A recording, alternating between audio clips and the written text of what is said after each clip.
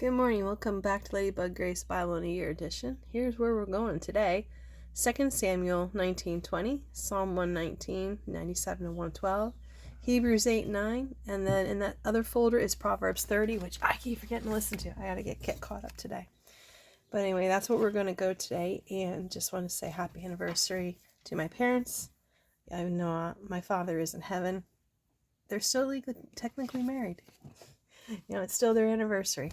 So if you're watching this, please just say a prayer for my mom. It's going to be very difficult for her today. Oh. Whew, there's going to be a lot of firsts. This year is going to be bad. So 2 Samuel 19. Let's get into the word. Right down here. Joab was told, "The king is weeping and mourning for Absalom." And for the whole army, the victory that day was turned into mourning, because on that day the troops heard it said, "The king is grieving for his son." The men stole into the city that day, as men steal is who are ashamed when they flee from battle. The king covered his face and cried out, "O my son Absalom, O Absalom, my son, my son." Then Joab went into the house to the king and said, "Today you have humiliated all your men who have just saved your life, and the lives of your sons and daughters, and lives of your wives and concubines. You love those who hate you, hate those who love you. You have made it clear today that the commanders and their men mean nothing to you. I see that you would be pleased if Absalom were alive today and all of us were dead. Now go out and encourage your men. I swear by the Lord that if you don't go out, not a man will be left with you by nightfall. This will be worse for you than all the calamities that have come on you from your youth till now." So the king got up and took his seat in the gateway. When the men were told the king is sitting in the gateway, they all came before him. Meanwhile, the Israelites had fled into their homes. David returns to Jerusalem. Throughout the tribes of Israel, all the people were arguing among themselves, saying, "The king delivered us from the hand of our enemies. He is the one who rescued us from the hand of the Philistines. But now he has fled the country to escape from Absalom. And Absalom, whom we anointed to rule over us, has died in battle. So why do you say nothing about bringing the king back?" This is interesting. It's got all these rebellions right here to look at. That's why I like this Bible. It's got a lot of extra little things to it. Okay. Wow, 19 is long. King David sent this message to Zadok and Abiathar, the priests. "Ask the elders of Judah, why should you be the last to bring the king back to his palace, since what is being said throughout Israel has reached the king at his quarters?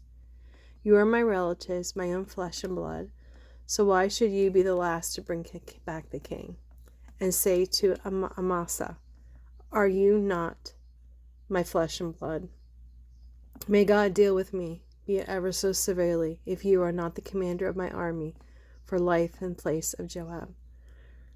He went over the hearts of the men of Judah, so that they were all of one mind. They sent word to the king, "Return, you and all your men." Then the king returned and went as far as the Jordan. Now the men of Judah had come to Gilgal, to go out and meet the king and bring him across the Jordan. Shime, son of Gera, the Benjamite from Bahurim, hurried down with the men of Judah to meet King David. With him were 1,000 Benjaminites, along with Ziba, the steward of Saul's household, and his 15 sons and 20 servants. They rushed to the Jordan, where the king was. They crossed at the ford to take the king's household over, to do whatever he wished. When Shemuel, son of Gera, crossed the Jordan, he fell prostrate before the king and said to him, "May my lord not hold me guilty. Do not remember how your servant did wrong on the day my lord the king left Jerusalem. May the king put it out of his mind. For I, your servant, know what I have sinned. But today I have come here as the first from the tribes of Joseph to come down and meet my lord the king." Then Abishai, son of Zeruiah, said, Shouldn't Shemuel be put to death for this? He cursed the Lord's anointed. David replied, "What does this have to do with you, your sons of Zeruiah? What right do you have to interfere? Should anyone be put to death in Israel today, Don't I know that today I am king over Israel? So the king said to Shemuel, You shall not die. And the king promised him on oath. Mephibosheth, Saul's grandson, also went down to meet the king. He had not taken care of his feet or trimmed his mustache or washed his clothes from the day the king left until the day he returned safely. When he came from Jerusalem to meet the king asked him, Why did you go with me, Mephibosheth? He said, My lord the king, since I your servant am lame, I said, I will have my donkey saddled, and I will ride on it, so I can go with the king. But Ziba my servant betrayed me, and he has slandered your servant to the lord the king. My lord the king is like an angel of God, so do whatever you wish. All my grandfather's descendants deserve nothing but death from my lord the king, but you gave your servant a place among those who eat at your table. So what right do I have to make any more appeals to the king? The king said to me, Why say more? I order you and Ziba to divide the land. Mephibosheth said to the king, Let me take everything now that my lord the king has returned home safely. Barzillai, right here. The Gileadite also came down from Rogelim to cross the Jordan with the king and to send him on his way home. Send him on his way from there. Now Barzillai was old, 80 years of age. He had provided for the king during his stay at Mahanaim. And hopefully you can see that. He was a very wealthy man. The king said to Barzillai, Cross over with me and stay with me in Jerusalem, and I will provide for you. But Barzillai answered the king, How many more years will I live that I should go up to Jerusalem with the king? I am now 80 years old. Can I tell the difference between what is enjoyable and what is not? Can your servant taste what he eats and drinks? Can I still hear the voices of male and female singers? Why should your servant be an added burden to my lord the king? Your servant will cross over the Jordan with the king for a short distance, but why should the king reward me in this way? Let your servant return that I may die in my own town, near the tomb of my father and mother. But here is your servant, Kimham.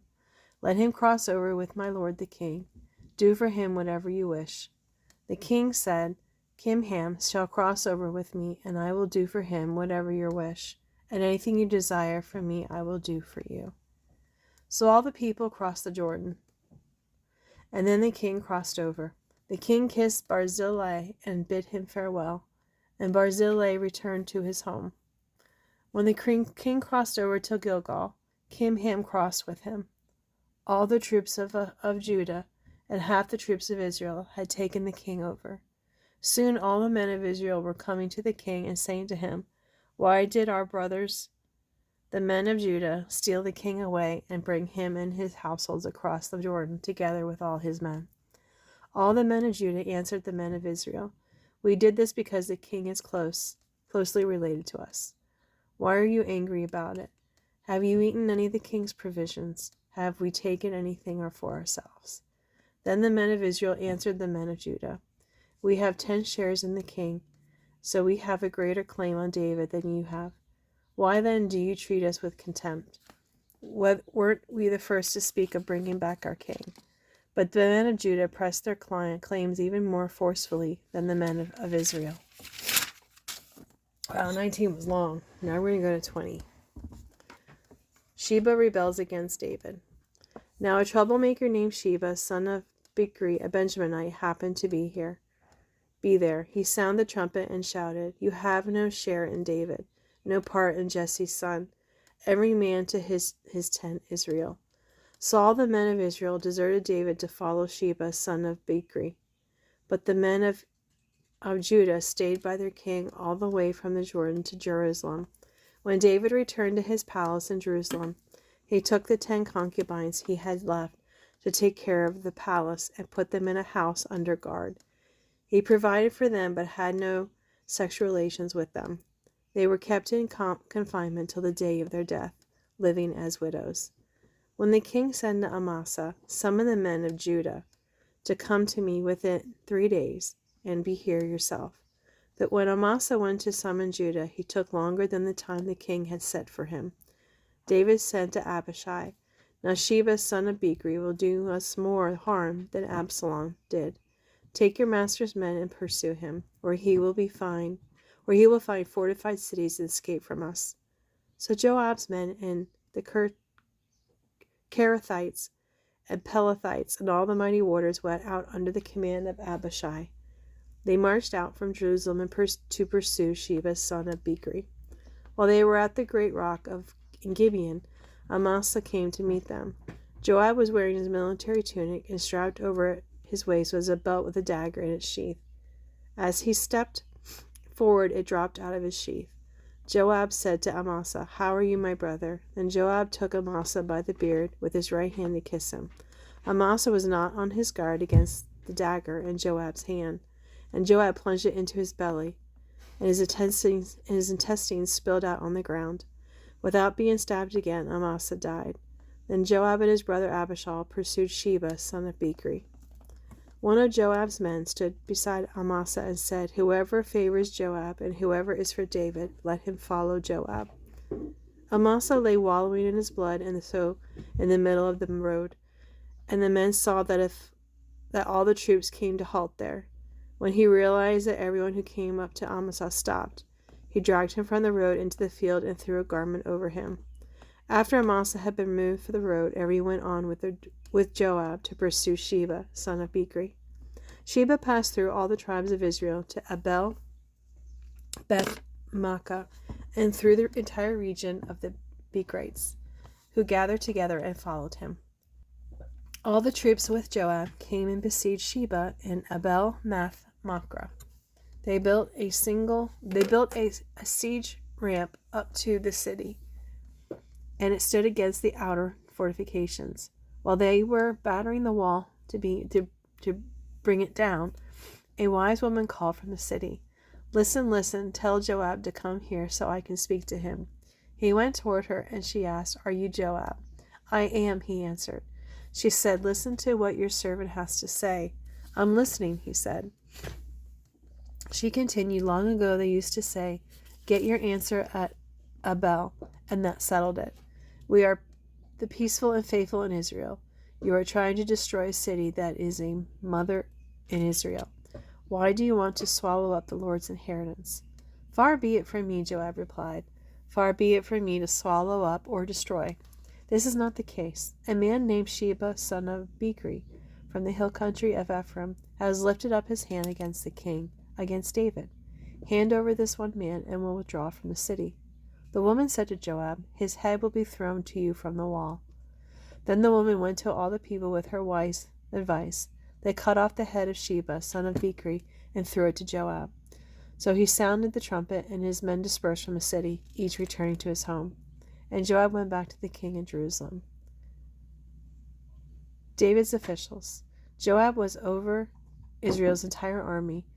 Benai, son of Jehoiada, was over the Kershites and the Pelethites. Adoniram was in charge of forced labor. Jehoshaphat, son of Ahilda, was the recorder. Sheva was secretary Zadok, and Abiathar were priests. And Ira the Jothite was David's priest. And that is the end of 2 Samuel. That was a long one today, I know. Sorry, my nose is, I've been sneezing, that's why I keep pausing. Psalm 119:97, which is over here somewhere. Yep, there it is. "Oh, how I love you, Lord. Oh, how I love your law. I meditate on it all day long. Your commands are always with me and make me wiser than my enemies. I have more insight than all the teachers, for I meditate on your statutes. I have more understanding than the elders, for I obey your precepts. I have kept my feet from every evil path, so that I might obey your word. I have not departed from your laws, for you yourself have taught me. How sweet are your words to my taste, sweeter than honey to my mouth. I gain understanding from your precepts, therefore I hate every wrong path. Your word is a lamp for my feet, a light on my path. I have taken an oath in confirmed it, that I will follow your righteous laws. I have suffered much. Preserve my life, Lord, according to your word. Accept, Lord, the willing praise of my mouth, and teach me your laws. I gotta pause a second. Sorry about that. I had to get a tissue this time. And now I forgot where I was. The word, accept, Lord, the willing praise of my mouth, and teach me your laws. Though I constantly take my life in my hands, I will not forget your law. The wicked have set a snare for me, and I have not strayed from your precepts. That's the end. Yep. Is that the end? No. Your statutes are my heritage forever. They are the joy of my heart. My heart is set on keeping your decrees to the very end. That is the end of Psalm today. And now we're going to go to Hebrews 8 and 9. Okay. Hebrews 8. The new covenant is greater than the old. The high priest of a new covenant. Now the main point of what we are saying is this. We do have such a high priest who sat down the right hand of the throne of the majesty in heaven, and who serves in the sanctuary, the true tabernacle set up by the Lord, not by a mere human being. Every high priest is appointed to offer both gifts and sacrifices, and so it was necessary for this one also to have something to offer.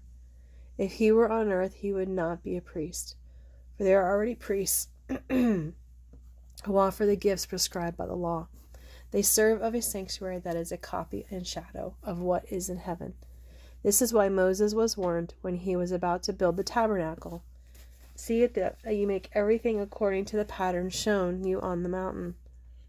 But in fact, the ministry Jesus has received is superior to theirs as a covenant, of which is a mediator, is superior to the old one, since the new covenant is established on better promises. For if there has been nothing wrong with that first covenant, no place would have been sought for another. But God found fault with the people and said, The days are coming, declares the Lord, when I will make a new covenant with the people of Israel and with the people of Judah. It will not be like the covenant I made with their ancestors, when I took them by the hand to lead them out of Egypt, because they did not remain faithful to my covenant, and I turned away from them. This is the covenant I will establish with my people of Israel. After that time, declares the Lord, I will put my laws in their minds and write them on their hearts. I will be their God, and they will be my people. No longer will they teach their neighbor or say to one another, Know the Lord, because they will know me, from the least of them to the greatest. For I will forgive their wickedness.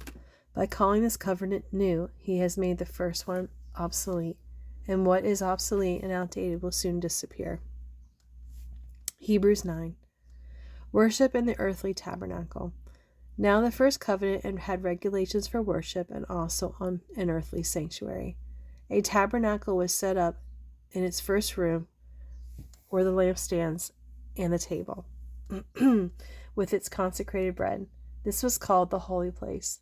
Behind the second curtain was a room called the most holy place, which had the golden altar of incense and the gold-covered ark of the covenant. This ark contained the gold jar of manna, Aaron's staff that had budded, and the same tablets of the covenant.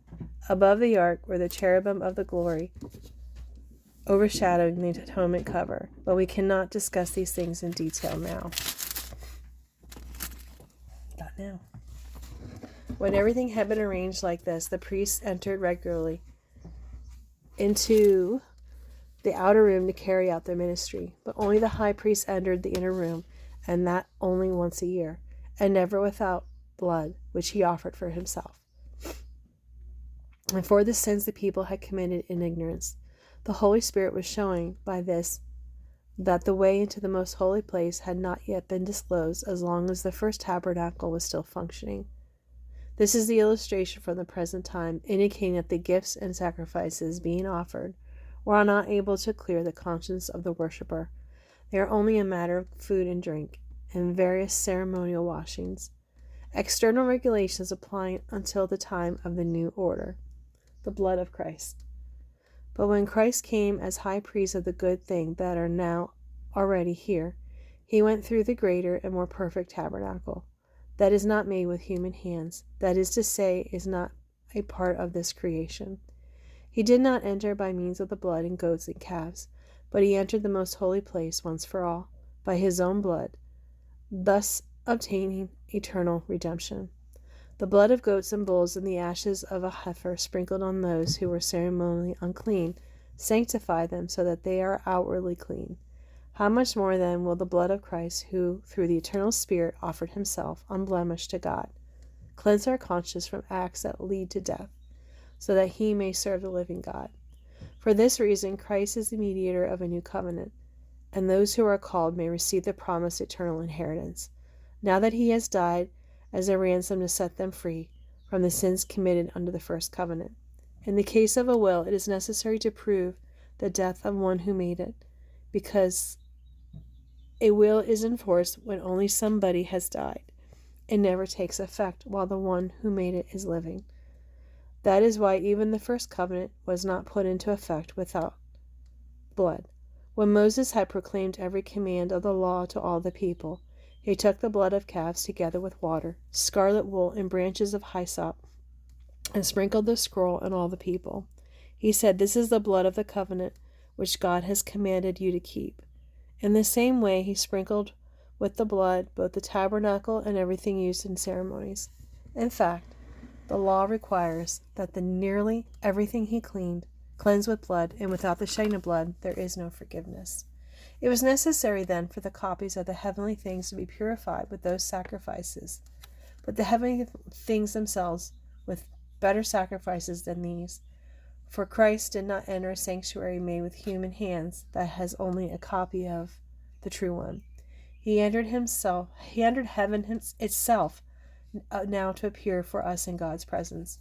Nor did he enter heaven to offer himself again and again, the way the high priest enters the most holy place every year with blood that is not his own.